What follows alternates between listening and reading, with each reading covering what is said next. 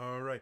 Hello again, everybody, and welcome to another exciting episode of D&D Deep Dive. So today, this is a follow-up to my previous D&D Deep Dive.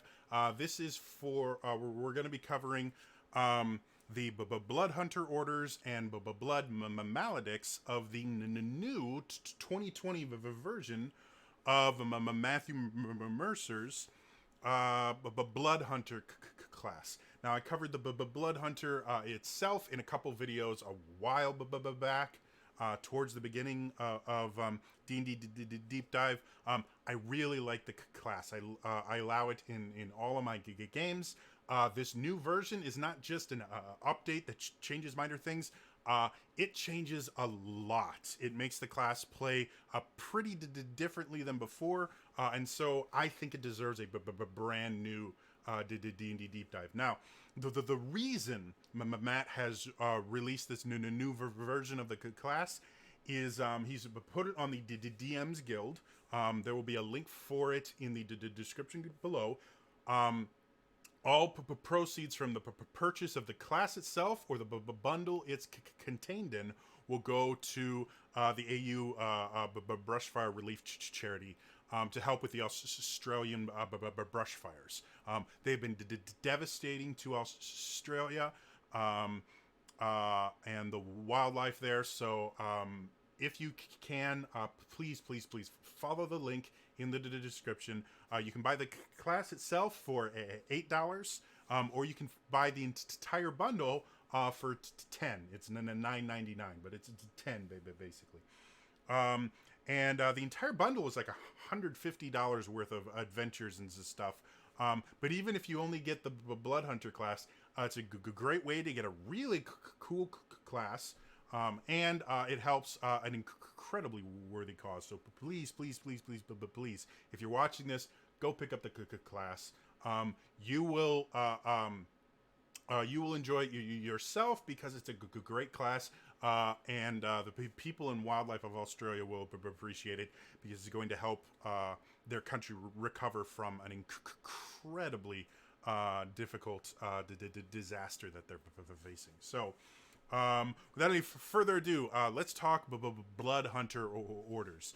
There are 4 orders that are in here. In the original class, you had 3 orders and then a supplement, which was a 4th order called Order of the Lycan, which had a werewolf theme. This one has all 4 of them all together. You have the Ghost Slayer, you have the Profane Soul, you have the mutant, and then you have the Lycan. All of them very strong, viable classes. All of them play very differently. And this is the thing that I find most impressive about this. Again, good class design in 5th edition should give you options. And should allow you to feel the different. If you've got a team of blood hunters, you should feel like each one can do something a little bit different, and each one of these subclasses has a different feel, to the point where one can even work as a somewhat off healer type thing, which is really cool. So let's actually just go into it and see all the cool stuff. So the first order, lore-wise, it is the oldest of the orders. It's called the Ghost Slayer, and as the name implies, this is for undead hunting. Now, one of the unique things that I'll talk about as we go through it, generally, if you wanted a class to be good at doing killing a specific type of monster, like Rangers or like the Blood Hunter, you'll have this little text at the end that says, this works on Fiend's Phase and Undead or something like that. While, yeah, the Ghost Slayer kind of does that, what it does more often is it actually gives you the ability to counter abilities that Undead use.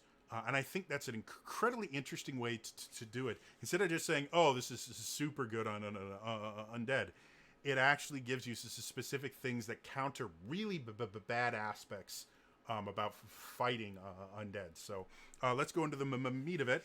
Right at level 3, when you choose this order, you get Rite of the Dawn, which is basically this is the same thing as the old version. Your right does radiant damage. The weapon sheds bright light out to a radius of 20 feet. You have resistance to necrotic damage, which again is going to fit into that idea of I kill undead really well. A lot of them have necrotic damage to type things. So this will mean, okay, I kill them well because it's hard for them to kill me. And still fits into that idea of, you know, I kill things well. And your weapon deals 1 additional Hemocraft die when it hits an undead. So, again, that's that kind of basic idea of we're just going to make undead super vulnerable to this. Yeah, and that fits into the I hurt myself to hurt them feature pretty well as well, seeing as your Crimson Rite requires you to hurt yourself. Third level also gets you Curse Specialist. You gain an additional use of your Blood Maledict feature. And the Blood Maledicts can only affect creatures with blood. For Ghost Slayer, where they're going to be fighting things like Wraiths that don't have blood, or skeletons that don't have blood. Your blood curses can target any creature, whether it has blood or not. Super cool, super useful, very much in the theme of the order. 7th level, you get what's called Ethereal Step, which basically lets, at the start of your turn, as long as you aren't incapacitated, you can choose to magically step into the veil between the planes. You basically shift to the ethereal plane. You can walk through walls. You can walk through creatures. And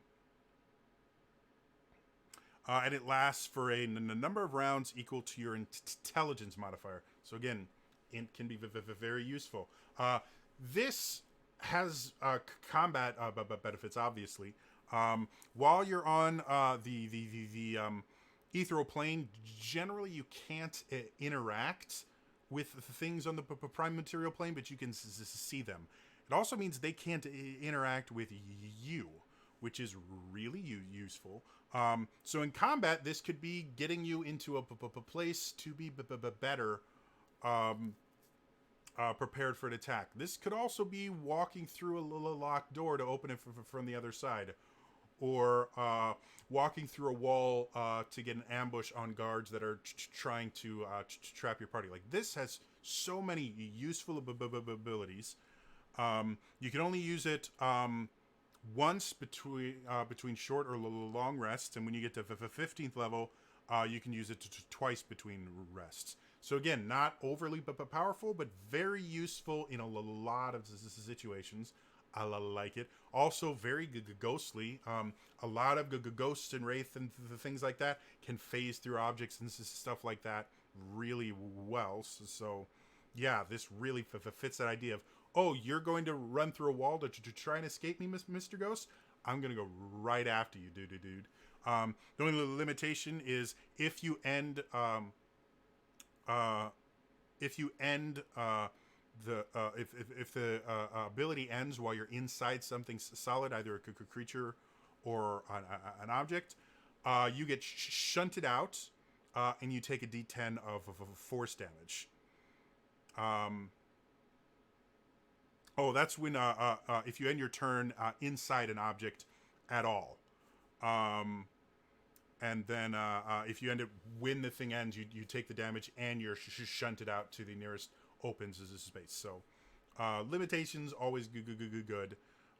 So you can never, or you generally don't want to be in the middle of something solid at the end of your turn, or it's going to hurt. 11th level, you get Brand of Sundering, which your Brand of Castigation, which we talked about in the last one as a really cool thing, now does extra stuff. Whenever you damage a branded creature with your Crimson Rite, you roll 1 additional Hemocraft dice. And in addition, the branded creature can't move through creatures or objects. Remember how I said this thing doesn't just go, oh, it's really effective against undead. It actually stops some of their abilities. This is the first one. Now, your brand of casted gigation can stop things like wraiths or ghosts from phasing into objects. As long as the brand is on there, they're trapped.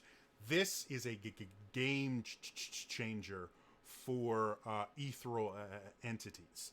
This makes the Ghost Slayer super good at killing ghosts. So that's really, really interesting and cool.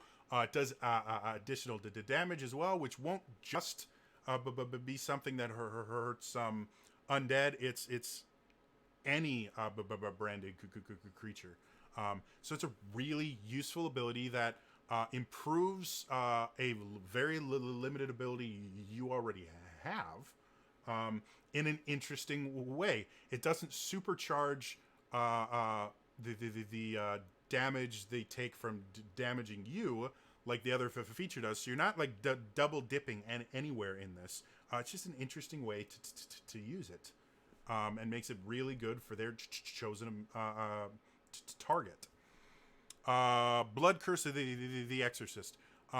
We mentioned before, each class has their own special blood curse. This is the one that Ghost Slayers get. They get it at level 15. It's cool. This specific curse doesn't count against the number of curses you know. You have a limited number that you know. So this is just an extra one you get for being a Ghost Slayer. Because we are here, I might as well talk about what the actual blood curse is. So Blood Curse of the Exorcist. As a bonus action, choose a creature you can see within 30 feet of you that is charmed, frightened, or possessed. Which is a ghost thing. A really damaging ghost thing. It's super hard to get rid of possessed things without like a cleric or a paladin. The target creature is no longer charmed, frightened, or possessed. So that alone is super useful, especially when you're fighting ghosts. If you amplify it, the creature that's charmed, frightened, or possessed, the target of your curse, suffers 3d6 psychic damage and must make a wisdom saving throw or be stunned until the end of your next turn. This is such a cool blood curse. Specifically because it is super tailored towards ghosts specifically, because once they possess something, like, it's a rough state. Let's just leave it at that. However, now they can take the damage for it, and they can be stunned because of it, which means normally what would happen if you force a ghost out, they'll go out and they'll go through a wall, or they'll go and possess another creatures or something like that. Like, they're notoriously hard to pin down. This, however, no way. We're going to stun you. We're going to do damage. If it's not a ghost, it's just a vampire that's charming, or a dragon that's frightening creatures. It's going to take damage. You're going to take away that power, and you might stun them. Like, that's just, it's brilliant. So I really love that blood curse. We'll do the rest of the blood curse at the end. So that's the 15th level. Then the 18th level version, when you are reduced to 0 points while you have an active Crimson Rite, but don't die outright, the rite ends and you drop to 1 hit point instead. If you have multiple rites active, you choose which one ends. As an 18th level ability, this is massive. It is definitely a useful 18th level ability. And because you're at 1 hit point, this isn't something that can be cheesed, where you're like, oh, I'll just activate another Crimson Rite. No, you're at 1 hit point. If you activate a Crimson Rite, you're unconscious again, no matter what, and you've just wasted your turn. So it's not something you can cheese, but it is something very, very useful. Somebody gets a lucky roll against you, you make a bad save or something. This can prevent things like you disintegrating, which is a really, really bad thing to have happen at higher levels, because you dropped a 1 hit point instead of 0. So super useful. Yeah, I like it. It's not something that can be cheesed, because activating in another Crimson Rite requires hit points, and yeah, just a cool class. I like the Ghost Slayer. I like all of these now. It used to be I was kind of heavily favored the Ghost Slayer. Now all of these make cool things. Second class, Order of the Profane Soul. These blood hunters, in addition to going through the Hunter's Bane, which is that ritual that screws you up and turns you into a blood hunter. These guys are also going to make up a pact with a warlock patron, basically. They kind of become a hybrid warlock blood hunter, which I think is cool, because there's no other classes. Like, you have classes that give you wizard abilities, like the Eldritch Knight or the Arcane Trickster. But you don't see anything that gives you warlock abilities, basically. And this is what this is. This is a combination warlock blood hunter, and it's super cool. So let's do this.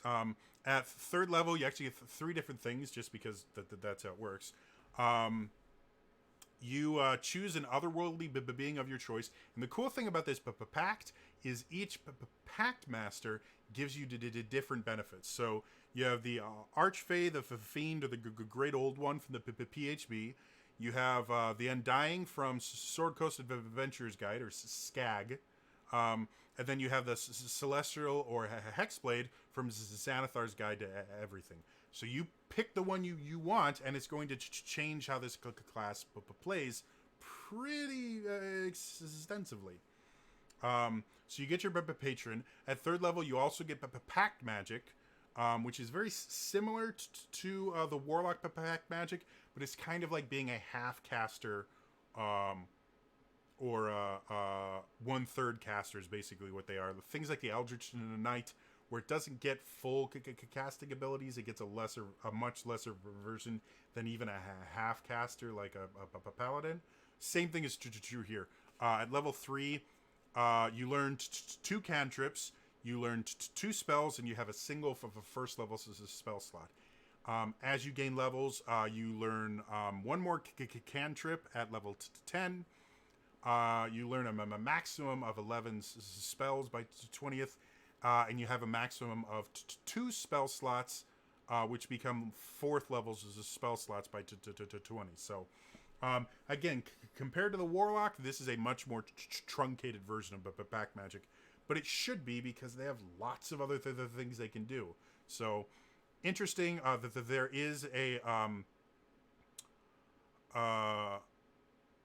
profaned soul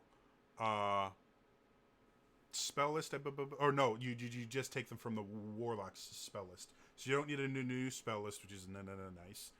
And then intelligence is yours as a spellcasting ability, which is different from warlocks who use charisma, but it's interesting. It's a different take, where this is a much more calculated version of pact magic, whereas warlocks are much more instinctual in their pact magic. So I like it. It's cool. And then your spell save DC is intelligence based. At third level, again, you get the 3 things here, because the first 2 are basically choose a pact, here's how your spells are going to work, and then the right focus is the third level ability. This is where your pact changes, which pact you have changes how you're going to play this class. So each different pact is a different thing you can do. The Archfey, when you deal right damage to a creature, it glows until the end of your next turn. So it can't benefit from cover, 3/4 cover, or become invisible. Massively useful when you're fighting spellcasters or half casters that have the invisibility spell, or worse off, greater invisibility. This can also be super useful for any creature that starts invisible. Take a swing, get a lucky hit, they're no longer invisible. So that's the Archfey. The Fiend, when you hit a creature with your Rite of the Flame, if you roll a 1 or 2 on your Hemocraft die, you can re-roll the dice. If you do so, you have to use them in a new roll. When you combine that with the 20th level of ability, you actually can get 2 re-rolls a turn at that point. So if you roll a 1, you can re-roll and use the second number. And then if you don't like that, you can re-roll that and choose which one you want to choose. So kind of cool, kind of interesting. It's fire-based. Fiends or the devils, and they have fire stuff, so makes sense. Great old one. When you score a critical hit against a creature while using the weapon, is what it says. The creature is frightened of you until the end of your next turn. I think that's meant to be just with a weapon attack. So that's another useful thing. Your crits make creatures frightened of you, and there's no save for that. So I think almost all frightened conditions require some sort of save. This doesn't. They can't save out of it. It's just until the end of your next turn. So that's super useful. The Undying, whenever you reduce a hostile creature to 0 hit points using a weapon, you regain a number of hit points equal to 1 roll of your Hemocraft die. I like that. It's a self-heal. That actually will mean you can Crimson Rite more often. You can amplify your blood curses more often. That really does change how you play the class and makes it a much more aggressive class, seeing as you can heal yourself. So that's cool. The Celestial is even cooler, though. You can expend a use of your Blood Maledict feature as a bonus action to heal one creature that you can see within 60 feet of you. They regain a number of hit points equal to 1 roll of your Hemocraft die plus your intelligence modifier. Super useful, especially at high levels when you have a D8 or a D10 Hemocraft die. This, as a bonus action heal, can be a great way to keep your allies from dying due to failing too many death saves. Be a great way to top off a character that just needs to be able to take one more hit. It's not a full-blown heal per se, especially since it's limited by your blood maledicts, but still pretty useful. Then the Hex Blade. Whenever you target a creature with a blood curse, your next attack against the cursed creature deals additional damage equal to your proficiency modifier. So another thing of I kill certain things really well. If you curse them, you're going to do more damage during the next attack, which fits into the Hex Blade pretty well because it kind of works in a similar fashion to the Hex Blade curse. So interesting, cool. I like it. 7th level, Mystic Frenzy. When you use your action to cast a cantrip, you can immediately make one weapon attack as a bonus action. So this is where things start getting interesting, to say the least.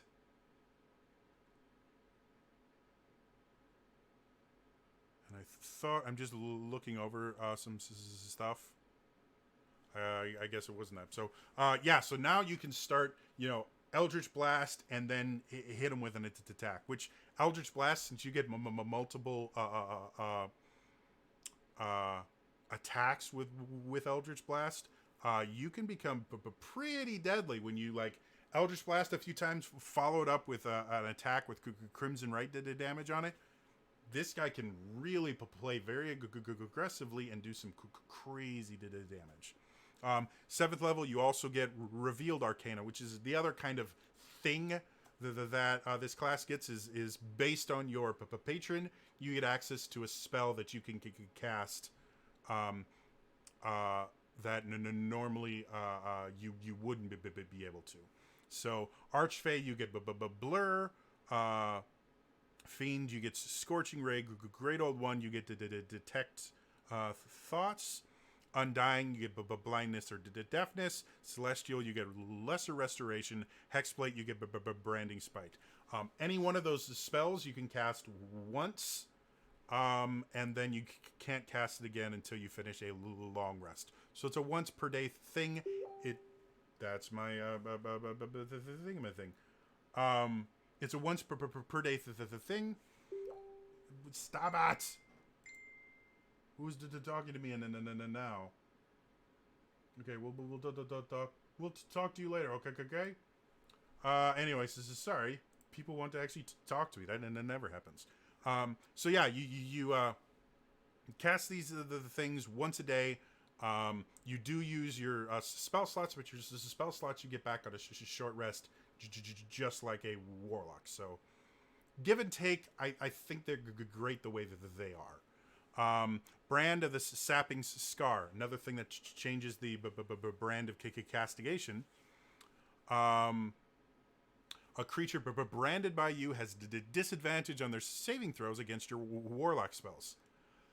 Again, another way to make this brand very personal for this particular subclass, which I think is great. Every aspect of these classes really do change depending on your subclass. They all are going to play very differently. The 15th level one is another Unsealed Arcana, which basically you just get access to another spell you can cast once a day. Archfey is slow. Oh no, this one you can cast without spending a spell slot. So these ones don't actually use your spell slots. You just get a casting of this spell once a day for free. So Archfey gets slow. Fiend gets Fireball. Who would have thought? Great Old One gets Haste, which is super useful. Undying gets Bestow Curse, which is another really cool spell. Celestial gets Revivify. Massively useful. One of your guys dies, just revivify him right there on the spot. And then the Hex Blade gets Blink, which is another super useful spell. And all of these are free spells. You don't have to use one of your spell slots. You just can't cast them again.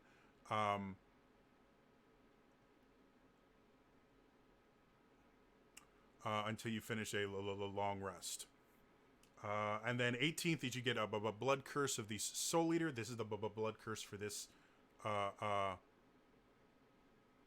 subclass. And I'm looking for it here so we can... There it is.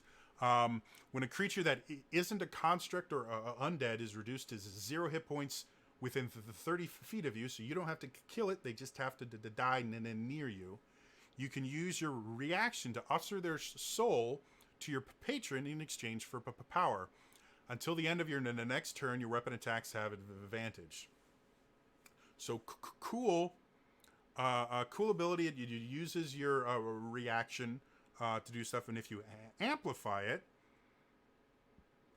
you regain an expended Warlock's spell slot. Once you've amplified this Blood Curse, you must finish a long rest before you can amplify it again. So you can get back one of your spell slots if you amplify it, which fits into that I damage myself in order to do more damage to bad guys.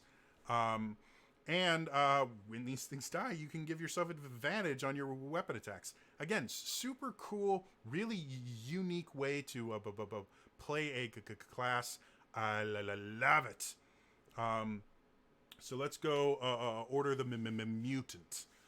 Order the Mutant. It's a Witcher. Like I know he can't say that because copyright law. It's a Witcher. You brew potions, you drink them. They have positive and then negative effects. I believe, but before you had like a toxicity thing you had to watch out for. I don't believe that's here. You just have a limited number of things that you can actually make, and any of the formulas that you make are specific to your body, so it's not like other blood hunters can give you concoctions and stuff. So it's cool. This is interesting. At the third level, you learn 4 mutagen formulas. We'll go over them in a little bit.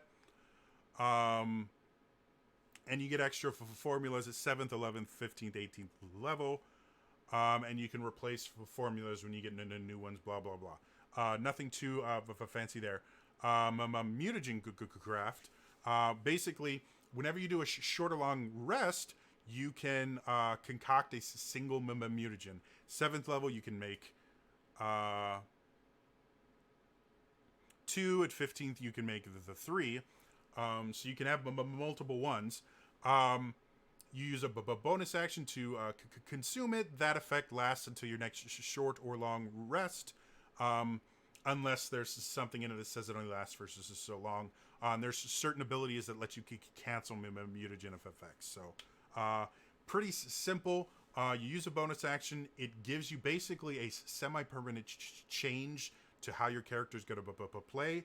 And some of them are really interesting and cool, and will definitely make it worth your while to actually hunt the creatures and find out more about them before you go into combat with them. Because setting up your mutagens and making sure that you have the right ones available for combat will be essential to playing this class. And while you have 1 or more mutagens affecting you, you can use an action to flush all the mutagens out of your system. You don't get to choose which ones you keep or not. So it might be in your best interest if you just want to switch to a different mutagen to purge your system, then drink the next one. Or if you want to stack them and then get rid of them, like, again, gives you a lot of choice. Doesn't really force you to do anything. Yeah. 7th level, Strange Metabolism. You get immunity to poison damage in the poison condition. Not a unique aspect. Monks get it around this is the same time. I think paladins get it a little higher levels. It's a super useful thing to have, so don't think that this isn't a good thing. It's just something that you see in other classes. In addition, as a bonus action, you can choose to ignore the side effects of a mutagen affecting you for a minute. And once you use this feature to resist side effects, you can't do it again until you finish a long rest. This really changes things as well, because the side effects are the limiting factors of the mutagens. They're what's going to give you the question, do I want to or don't I want to? With this, for like a single fight, you can ignore the side effects, which can massively change which ones you want to use. Because you're like, well, I'd like to do this, but that side effect is going to just kill me in this battle. Ignore it for that battle. It only works on 1 mutagen a day, but again, it gives you more choices. You really, again, this is a very tactically minded class. So you're going to be making a lot of decisions about, okay, should I resist a side effect this combat? Should I wait till possible? And then the next combat, am I going to have enough time to get a short rest to prepare a new mutagen? You know, what's going on here? 11th level, you get Brand of Axiom, another thing that changes that brand of castigation. This one I think is super cool too, because it's really useful against a wide range of creatures that are just nasty to fight. Any illusions disguising or making a creature invisible when you brand them end. Stop talking to me right now. And they can't benefit from such illusions while branded.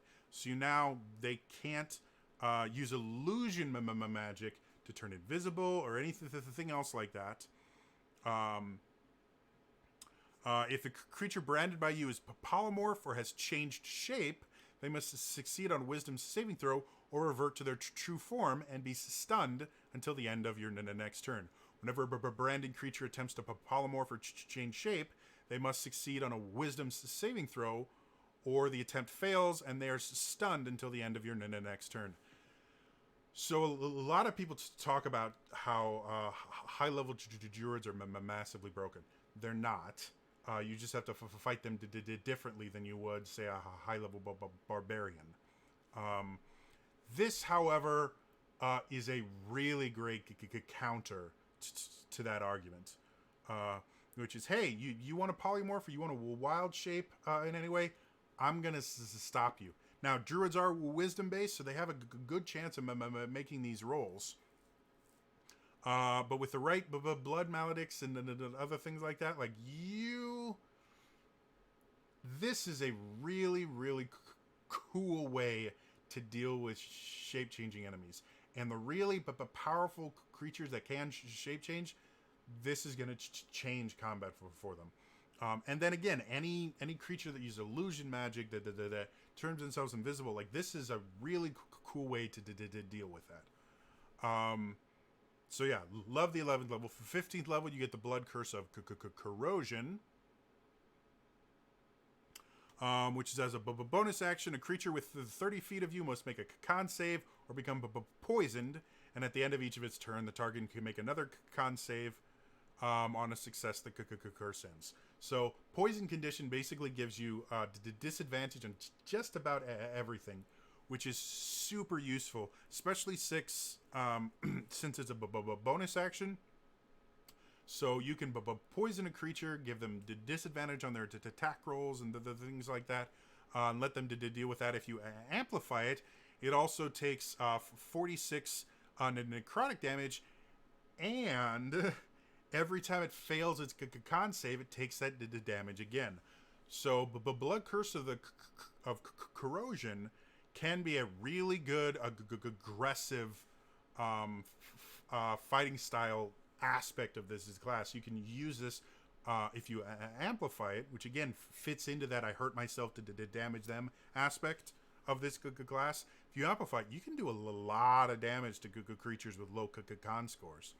At 18th level, you get Exalted Mutation.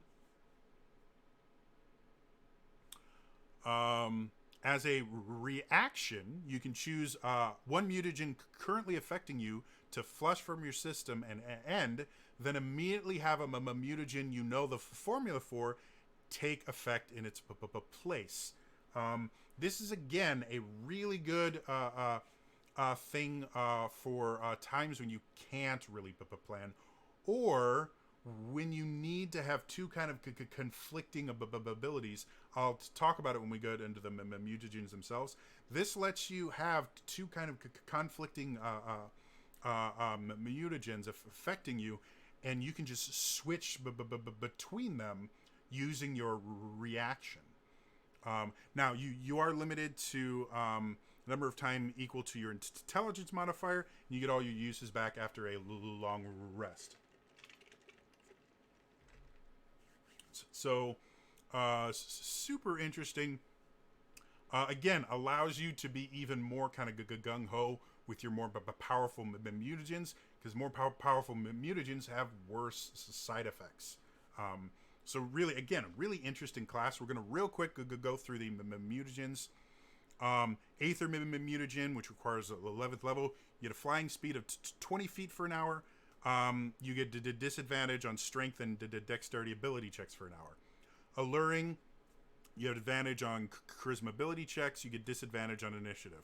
Sterility increases your dex score by 3, and your dex maximum.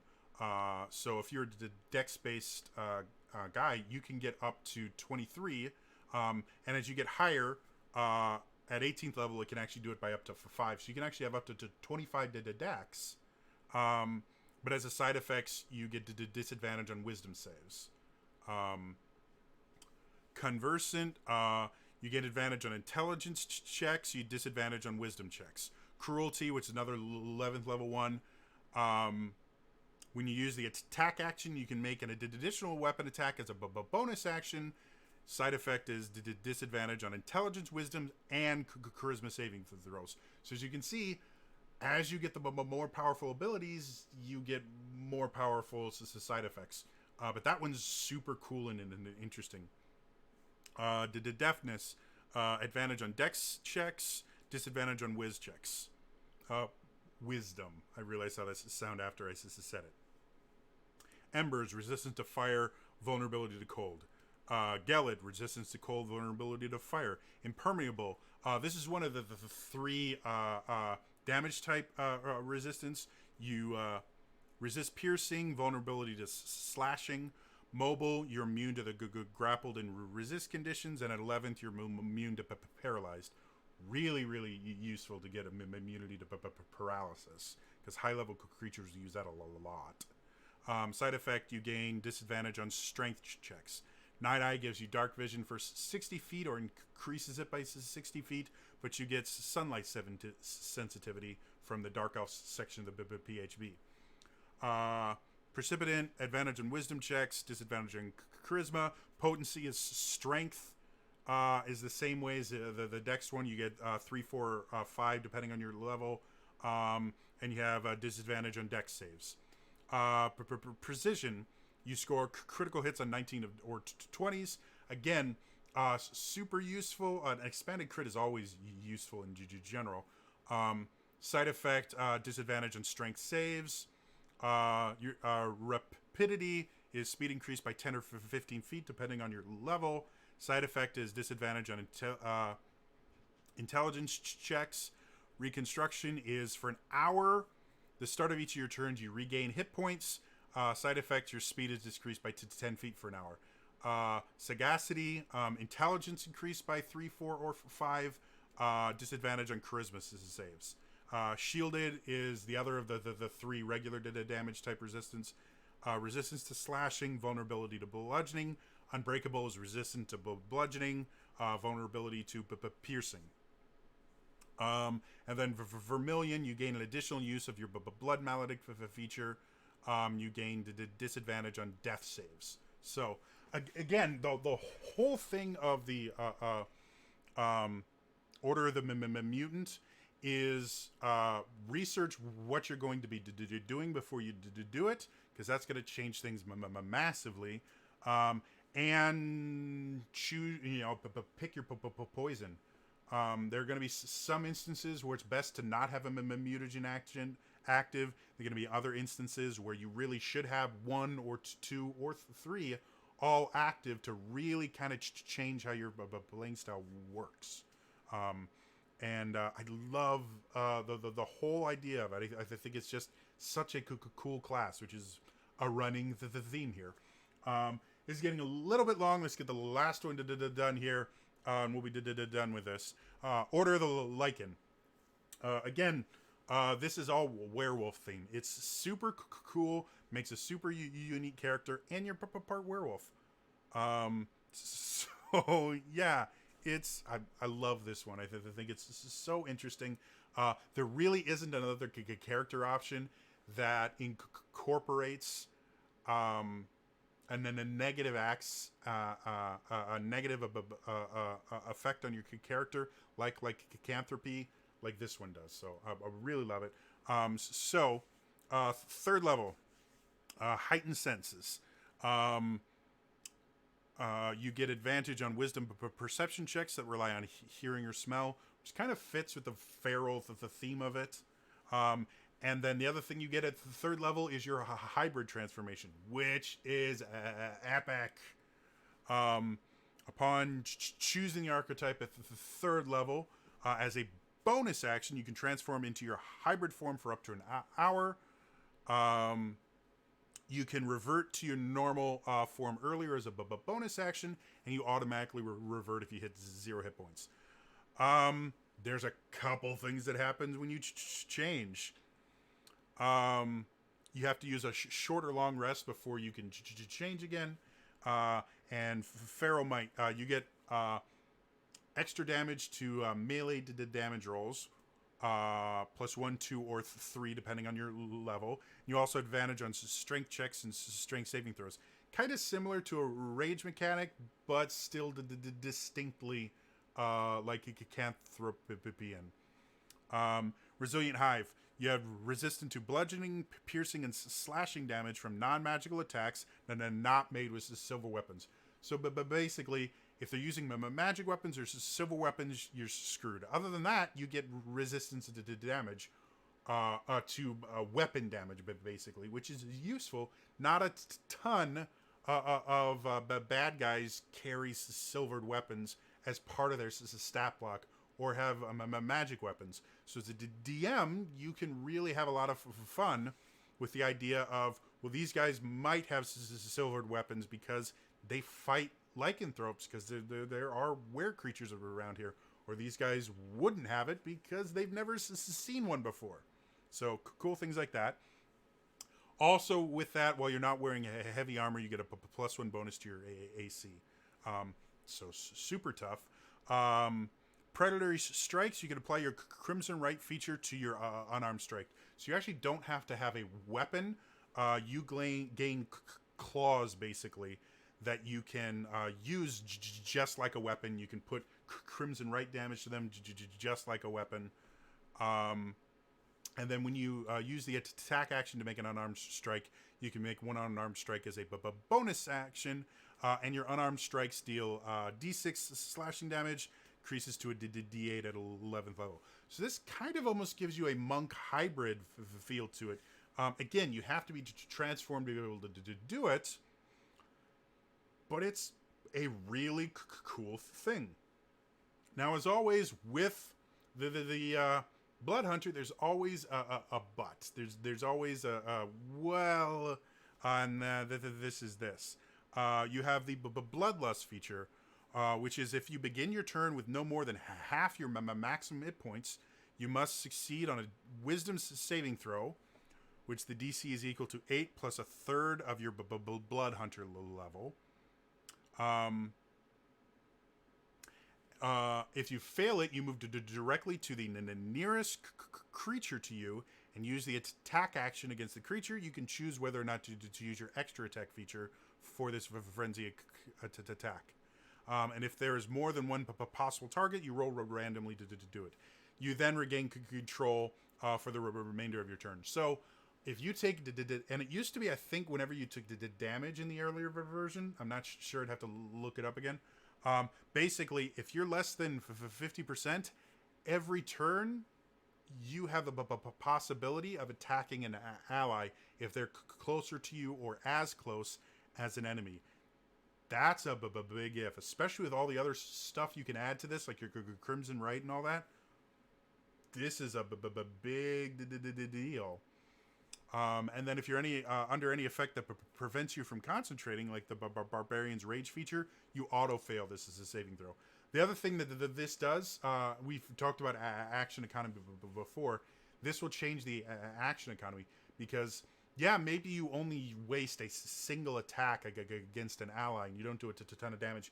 You've just lost your action for that turn, which as in your hybrid form, is possibly 3 attacks with Crimson Right damage that you just missed out on. So up until this point, without that, this is broken as hell.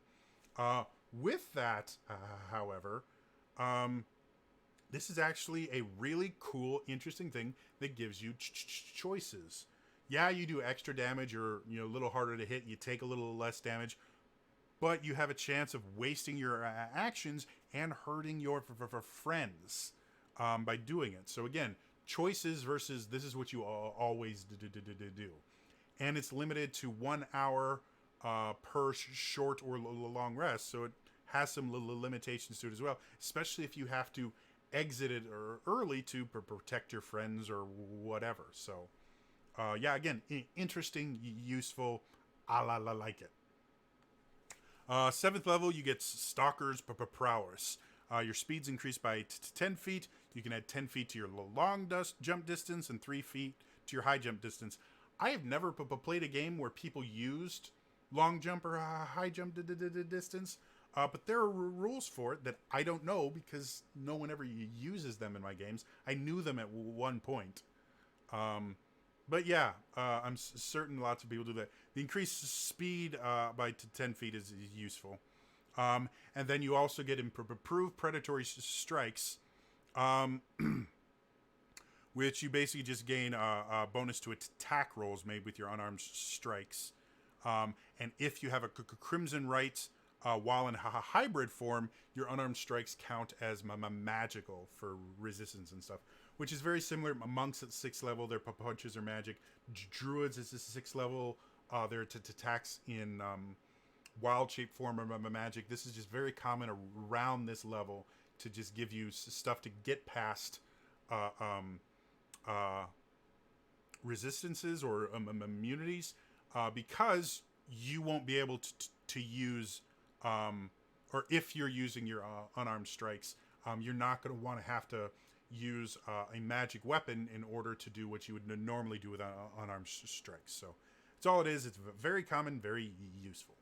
11th level, you get advanced transformation, which means you can use your your hybrid transformation twice, and you get the Lycan regeneration feature while in hybrid mode.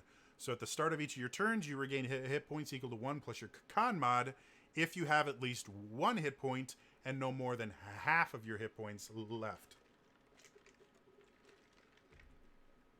So this is a good way to counter that. When I'm low on hit points, I'm going to be possibly killing my friends. With this, you will slowly regain hit points that will eventually, if you're not hit, will take you above half hit points and then stop regaining hit points, but also means you're not attacking your friends again. So again, it lessens a little bit that risk of using the hybrid form, which by 11th level you should be getting more powerful, but it doesn't remove it entirely. Again, with a 20 con, which you're probably never going to have because you need both your strength and or dex and your intelligence for a blood hunter. Even with a 20 con, you're only going to regain 6 hit points per turns. So this isn't broken to the point where now I don't have to worry about that and I can just kill everyone with my hybrid form. No, it's still not that much, but it's a nice, useful thing that makes you want to use that ability more. 15th level, you get Brand of the Voracious, which is you have an advantage on your wisdom saving throws to control your bloodlust. In addition, your Band of Castigation, which at this point, because the band is such an influential part of each of the subclasses, part of me wishes it would have shown up as like a lesser version somehow in the first or second level, because it is a defining aspect of the class. But whatever, it fits where it is. It just doesn't quite fit with the idea of 5th edition. Your defining characteristics should be in the first 2 levels. But whatever. I mean, Stunning Strike is a defining feature of monks. You don't get that until 5th. So what do I know? So now your Brand of Castigation now binds your foes to your Hunter's Thirst versus Savagery.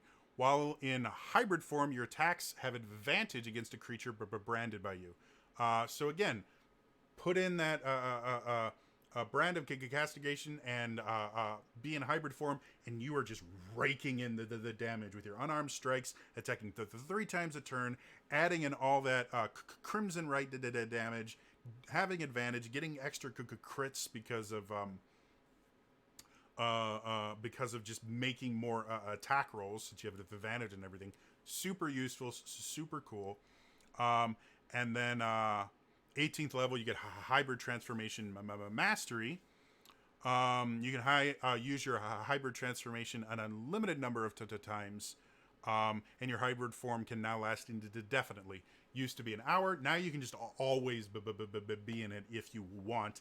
And anytime you shift out and then shift back in, you get to do it as many times as you want. So really cool, really useful, great 18th level of ability. And then you also get Blood Curse of the Howl, which is the Blood Curse for this one, which is, as an action, you unleash a blood-curdling howl.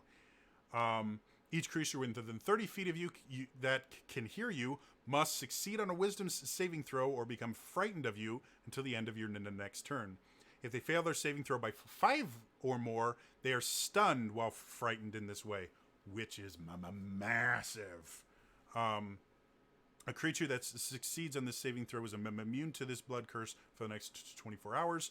And you can choose any number of creatures you can see to be unaffected by this howl, which I think is kind of a necessary aspect of that curse because it's super powerful. But again, because blood curses are limited and you have other curses you're going to want to use, the fact that you could fear or stun your allies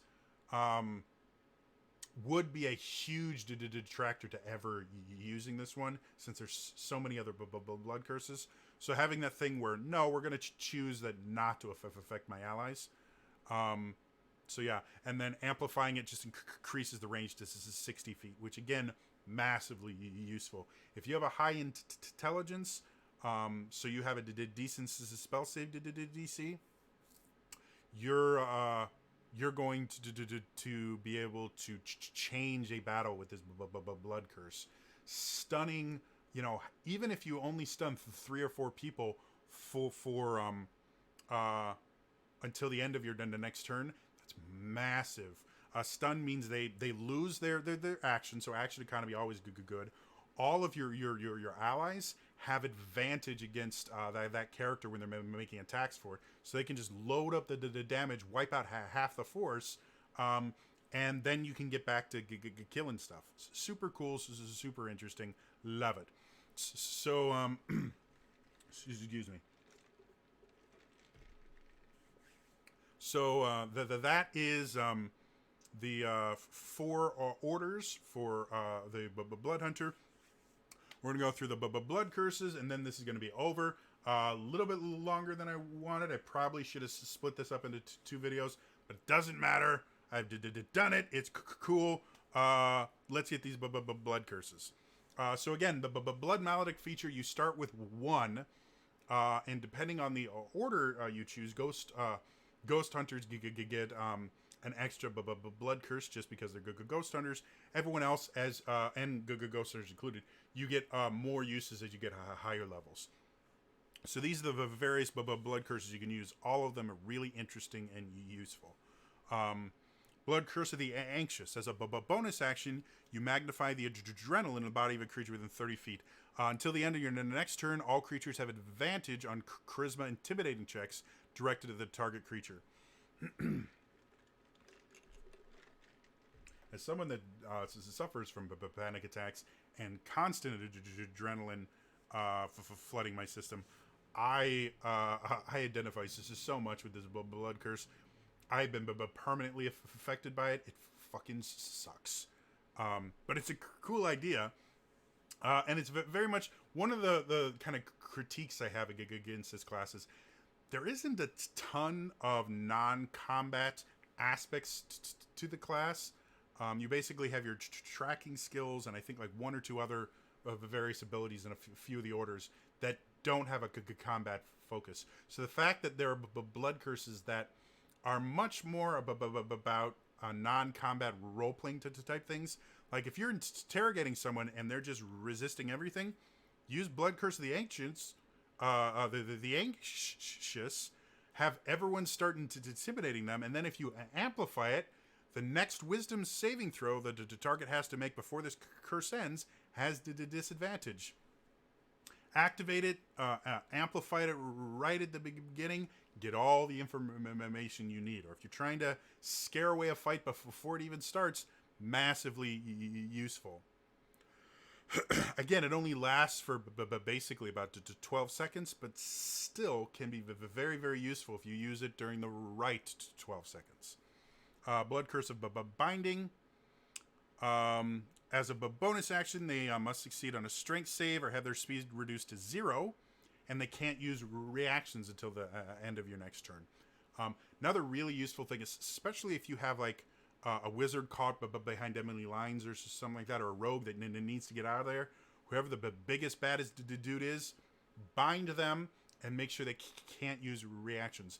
If you amplify it, the curse lasts for a minute, and it has to be no more than one size larger than you normally. Amplify it, doesn't matter their size, so you could do this to a dragon. It'll last for a minute, and at the end of each of its turns, the cursed creature can make another strength save. On a success, it ends. So again, this is another action economy to type thing. If you take away their ability to move and make reactions, that is a part of the action economy and can save an ally pretty quickly. If barbarian coming up to kill your healer, bind them, make them so that the healer can get really far away. Blood Curse of Bloated Agony. This one is interesting. Creature you can see within 30 feet of you. For the duration of the curse, the creature has disadvantage on strength and dex checks, and suffers 1d8 necrotic damage if it makes more than one melee or ranged attack during its turn. Which is interesting. It basically makes them swell up, and then most of these just last until the end of your next turn. If you amplify it, the curse lasts for a minute, and Conse ends.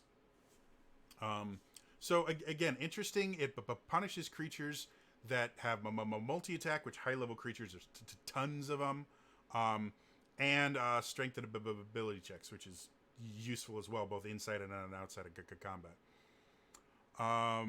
Next, Blood Curse of the Eyeless. This one is real famous because, spoiler alert, it may have caused a significantly bad thing to happen to a certain character who will remain nameless. But Blood Curse of the Eyeless basically regularly or no, this is slightly different. What it does is when a creature makes an attack roll against you, you use a reaction and then roll your Hemocraft die and subtract that from their attack roll. If you amplify, that only applies to one attack. If you amplify it, it applies to all the creature's attack rolls until the end of the turn. So multi attacks. This can be devastating, and you roll for each one.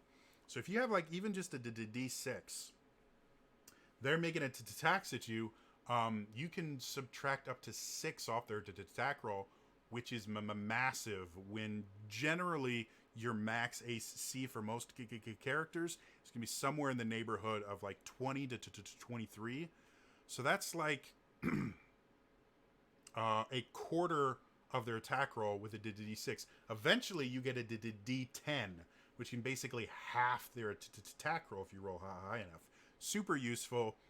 The amplification is super useful. Blood Curse of the Fallen Puppet is another one that I just think is interesting and can be super useful. When a creature you can see, so not even an enemy, it could be your ally as well, drops to 0 hit points, you can use your reaction to make that creature immediately make a single weapon attack against a target of your choice within its attack range. If you amplify it, you can move it first. So this is cool. If an enemy strikes down one of your allies, you can just go, hey, dude, get him up, and he can make an attack, which is just a bitch slap, basically. The other thing that can be really cool is your ally or you uses your reaction. So your ally kills a dude, he drops dead. You snap your fingers, and the bad guy gets up and attacks another bad guy, which is just a giant middle finger fuck you to the bad guys. It's like, oh, you wanted to attack us? How do you feel about your buddy attacking you as he's after he's already dead? Like, I love that. And again, it's an action economy thing. especially if you like to take out like an ogre or something that has really big attacks. This can be super useful, and the fact that you can move it if you amplify it just adds to the usefulness of the curse. Blood Curse of the Marked. Bonus action. You mark a creature until the end of your turn. Roll an additional Hemocraft die whenever you deal right damage to the target. And if you amplify it, the next attack roll has advantage. Really simple, but really useful. This is just a blood curse that lets you add damage on. And if you crit on any of those attacks, even better. Because since you're rolling an additional die, if it crits, you're now rolling 2 additional die for your crit. So super nice. Blood Curse of the Muddled Mind. As a bonus action, you curse a creature you can see within the 30 feet that is concentrating on a spell. The creature has disadvantage on the next con save to maintain concentration before the end of your next turn. And amplify it, it's all con saves to maintain concentration till the end of your next turn. When you're fighting spellcasters, concentration is the single equalizer for spellcasters in 5th edition. It's what makes them not gods, basically. The fact that they can't have multiple concentration spells going at this at the same time is a big deal. If they've banished a party member, if they're using Bane or Bestow, any of those really bad spells, this is a great way to get rid of them and cripple your spellcasting opponents. Too many people undervalue the ability to destroy concentration on an enemy. Excuse me. Wow. Something went down the wrong tube. And that's it. That's now I'm going through puberty apparently. That's it. That's the whole class. Like I said, I think this class is amazing. I think the changes that were made really make it even more fun to play. This is still a class I will allow at my table, and the most important part, buying this class is helping to support the efforts to fight and clean up the damage from the Australian brush fires. So again, if you haven't done it, there's a link in the description below. It's the top link. Please go either pick up the class itself, or at the bottom of the class description, it has a link to the full bundle. Pick up one and or both if you're feeling really generous. Buy something that's really awesome for a really great cause. That's all for me today, and I will see you guys and then the next time. Oh, in the comments below, let me know again your ideas on this class, and let me know about the different time formats. Do you guys prefer one video where it covers everything I want to cover as one video? Do you prefer me splitting it up into like 30 to 45 minute chunks? What are you guys the thinking as far as length of these videos? Again, that's all for me today, and I will see you guys and then the next time. All right, bye bye.